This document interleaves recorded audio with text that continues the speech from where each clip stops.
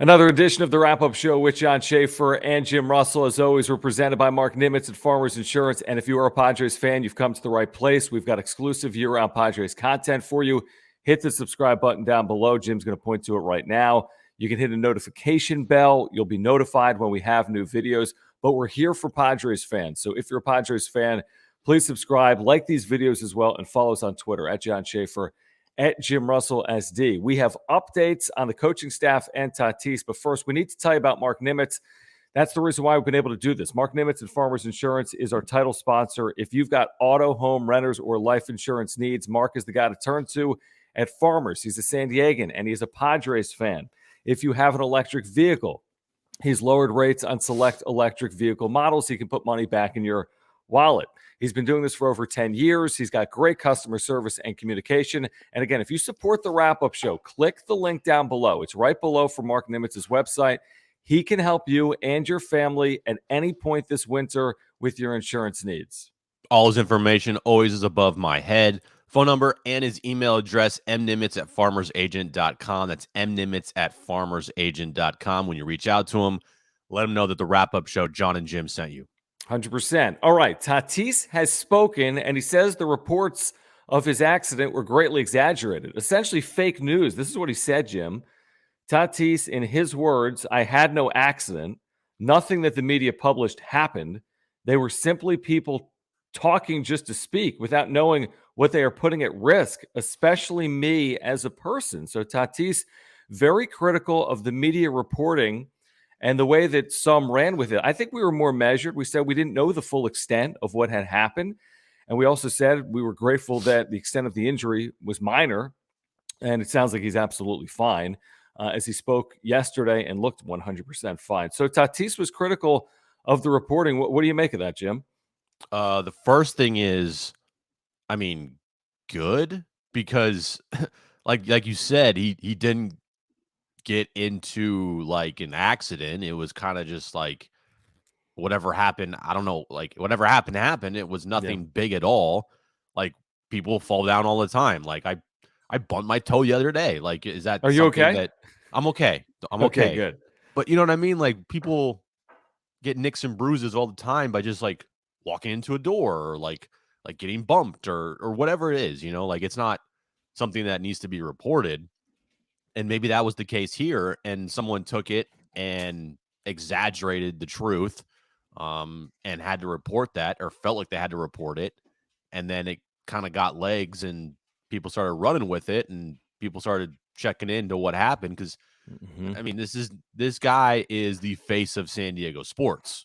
He is the face of the franchise. So when anybody hears that Tatis got hurt, they're going to raise your eyebrows. Like it's going to be a story no matter what. Even if it's a small injury, people are going to have to report on this because, well, this guy's the franchise. So in a way, I'm kind of like glad that by what he said, because that means that he wasn't doing anything reckless. He wasn't doing anything that like nothing happened to him, and he's fine and he looks fine. So I'm glad that everything's okay. Yeah, I think it is a good example, though, of you need to be careful. When I say you, I mean the media and the way that this stuff spreads like wildfire on social media. Like we're talking about this guy's career. We're talking about his contract, his status with this organization. By the way, his father said something very similar a handful of days ago, saying this accident has been greatly exaggerated. He has no injuries. I mean, maybe he had a scrape. I mean, a scrape. He's a 22-year-old. You could get a scrape walking through a forest. He's been hiking apparently throughout the offseason. So the good news is Fernando Tatis Jr., according to himself and his father, is 100% fine. And the extent of this quote-unquote accident, well, he says, in his words, I had no accident, and nothing that the media published actually happened. So we'll take him at his word, and that is good news if you're a Padres fan. Now, Matt Wiliams is a portion, reportedly, of this staff for Bob Melvin, which I think is great news. This is a staff that continues to get rounded out, Jim. Ruben Niebla on it, the quote-unquote pitching whisperer, Matt Wiliams, who had that amazing career, most notably with the Giants, won a World Series with the Diamondbacks, has been a former big league manager in the National League, had a very good team with Washington 5 or 6 years ago, was on Bob Melvin's staff in Oakland. This is a really good hire. They need the credibility and that veteran leadership that maybe they lacked over the last couple of years under Jace Tingler and Andy Green. And at least from the outside, it appears to be an absolute home run. Well, you now have 2 managers on your staff. People might forget, like Matt Wiliams was a manager before, and he took his team to the postseason. I think his team had He did the best record in baseball. his first year, I think. His first year with the Nationals, and then they lost in the divisional round. Good thing he's not a manager because he made some very questionable decisions, and it was weird in Washington. But anyway, as just a bench coach and third base coach and infield coach, yeah, I mean, more credible people, the better. More people with experience, the better. More former managers, the better. And I'm not going to say this is like an all-star staff, but it's clearly a staff that is better than the last one, would you say? Oh, yeah. I mean, there's no question. And again, I've said this so many times, it's not a knock on Jace Tingler that he didn't have experience. He might be a wonderful manager at some point, and he might make an absolutely great bench coach in Minnesota. But the experience he had when he was in San Diego to manage this club just wasn't enough for what they were trying to accomplish. I think it's as simple as that. And when you change Tingler to Melvin, who's done everything but win a World Series, Matt Wiliams, his credentials speak for himself. Francisco Cervelli, by the way, I really like if they're adding him, by the way, as a coach on this staff. I think that's a good hire. The Ruben Niebla thing, not one person has said anything but positive remarks about Ruben Niebla. I think it's an upgraded staff. Now, you could argue, what's the value of a staff? We've had those conversations repeatedly over the last year or two. I don't know if it's 1 win or 35 wins, but I do know this. They're going to be better suited to weather the storms of 162 than they were in 2021. Because all we read, Jim, we've read it in Dennis Lynn's mailbags. We've read it from Kevin Acee. We've seen other media reports talk about the fact that the second half of the year was just an abject failure. I mean, it was a failure on all parts. We've heard the owner, Peter Seidler, talk about his dissatisfaction with what happened in the second half of the year. Even A.J. Preller's addressed it to some extent, and he doesn't address anything publicly, to be honest. So what happened in the second half can never happen again. And I think we both agree that under Bob Melvin, it would seem unlikely they'd have a collapse like they had a year ago in the second half of this year. You can't have coaches undermining players. You can't have coaches getting in fights with players. You can't have coaches openly or behind closed doors getting fights with coaches, undermining the manager, talking about the manager in a bad way, and you just can't have that. And I'm not saying I know like everything that happened with Jace Tingler, but like you heard things and you saw things and you saw how things worked and operated. And when we read about how the blow up in St. Louis was not caused by Bobby Dickerson, but it was, I don't know, maybe jump started by him. Like he might have lit the fuse. Like you can't have that. It can't happen like ever. And you need the coaches to rally the players. You need the players to trust the coaches. You need the players to go to the coaches for advice. You need the coaching staff to be of one mind. You need all of those guys to be on the same page. You can't have a faction over here and a faction over here. Like this is not high school. This is professional sports. This is baseball. And if the coaching staff is feuding with each other internally, then it's going to spill out onto the field, and eventually there's going to be blowups wherever there are.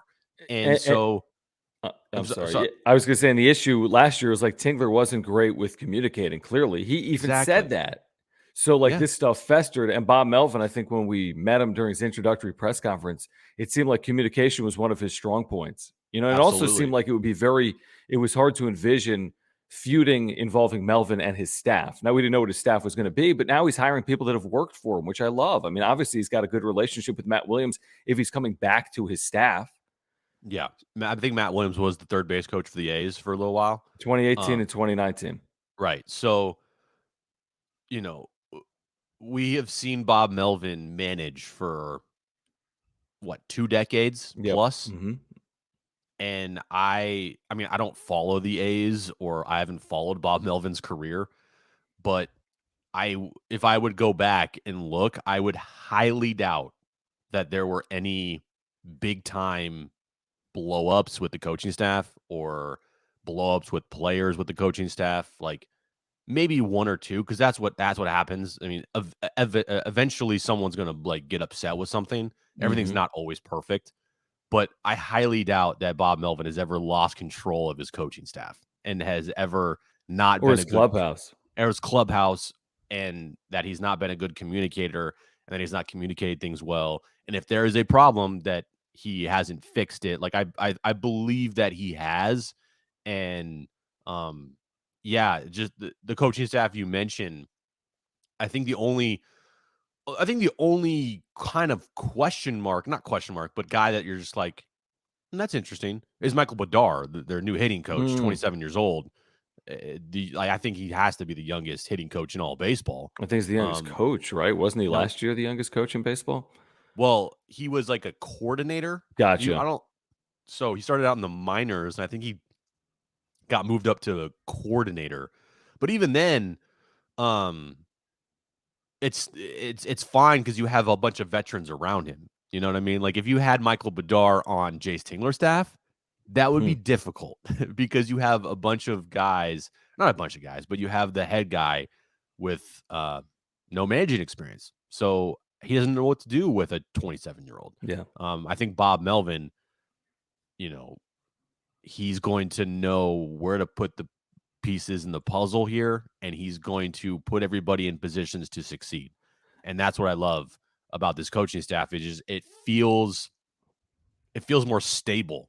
Like there's not a lot of like, oh, that's interesting, or oh, that seems like a guy that AJ Preller just hired, and Bob Sure. Melvin kind of was just like, what? And then what's the worst thing that happens with Berdar, who's a 27-year-old hitting coach? I mean, they haven't really had any stability with that position anyway. And what we Right. say every year at the end of the year is who's more accountable for the performance? Is it the hitting coach or is it the players?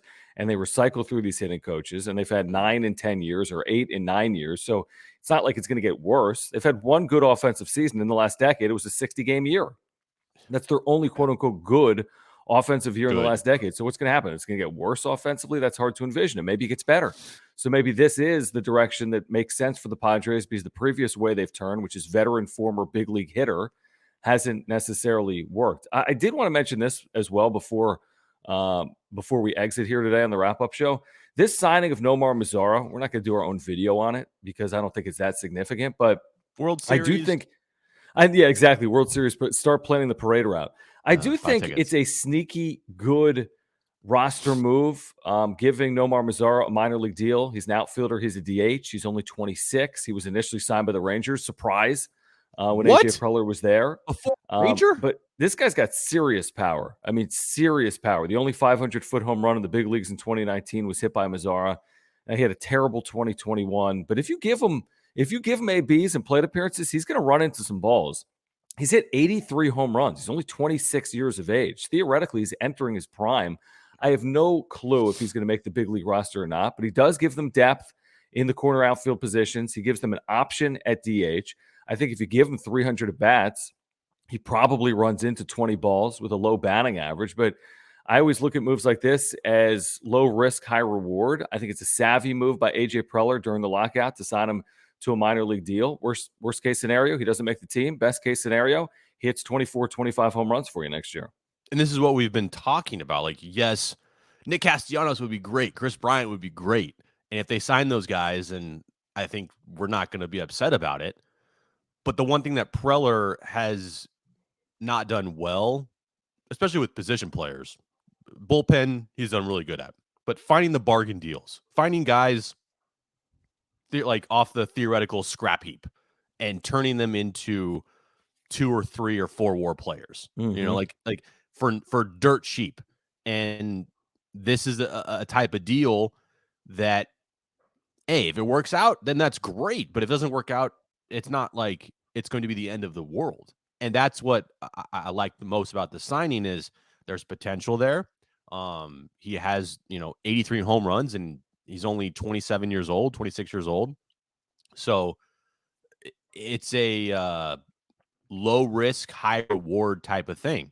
And hopefully one of these guys that he has signed or will sign to a low risk, high reward type of deals will pop.